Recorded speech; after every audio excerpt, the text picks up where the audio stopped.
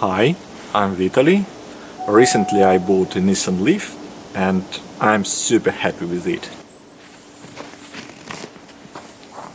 Since the car has a high mileage, I started wondering, is it time to change the reduction gear oil? I asked the previous owner if he had ever changed it. He had driven the car for almost 70,000 kilometers. He didn't remember changing it. He said he had always taken the car to the authorized Nissan dealerships for servicing and even kept the receipts. So we checked them. There was no mention of gear oil replacement. The official service manual has a vague instruction: every 15,000 kilometers, inspect and correct or replace as necessary. So basically it's up to the service center to decide whether to replace it or not. And since service costs are usually fixed, I doubt they are motivated to actually change the oil. So there is a chance that the oil was never changed. That's all the more reason to do it now.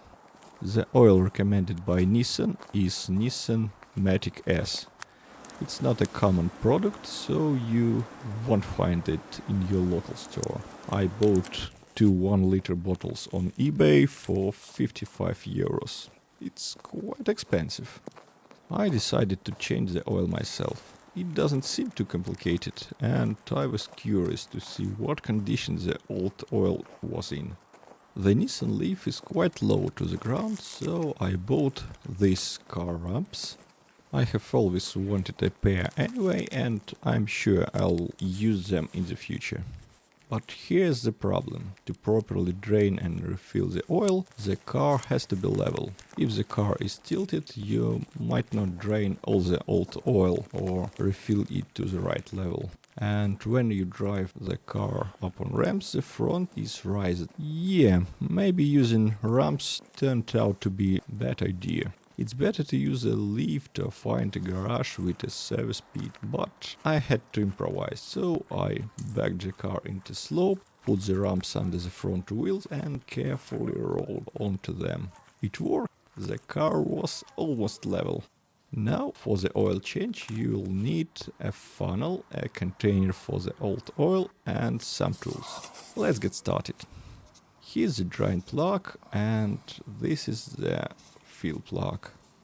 Let's try to unscrew them. No luck, it's stuck. Let's spray some WD-40 and wait a bit. My car is 10 years old and it really seems like the drain plug hasn't been touched in all that time. Strange. How then the guys in the service controlled the level and refilled if necessary? Still stuck. Let's give it one more try. Got it. Place the container underneath and let the oil drain out.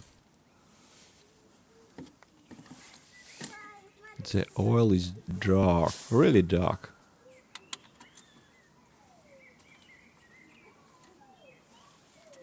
While it's draining, let's check out drain plug.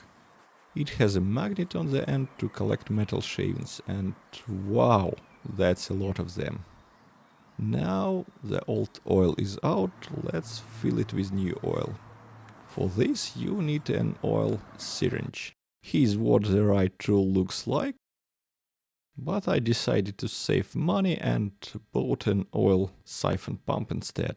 When it's arrived, I realized my mistake. It didn't have a check valve. So here's the fill hole. Inserted the tube and secured it with duct tape, more duct tape,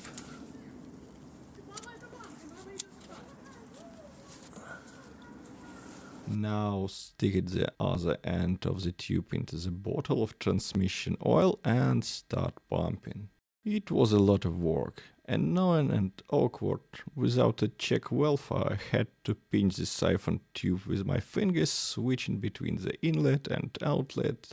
But I managed to get the job done. Oh, by the way, later I realized there was a much easier way. I could have just bought a tube that fits the fill hole and poured the oil from the top using a funnel. Now let's take a closer look to the old oil. It's completely dark. I'm almost certain it was never replaced.